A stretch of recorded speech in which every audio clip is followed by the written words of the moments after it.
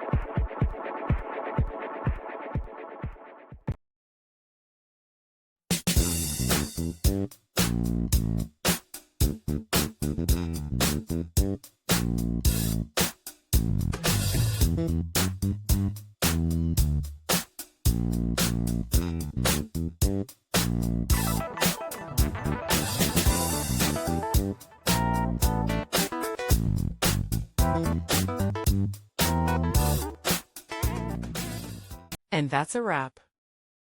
I hope you found the answer you were looking for. If you did, take a second to hit that subscribe button. It really helps out.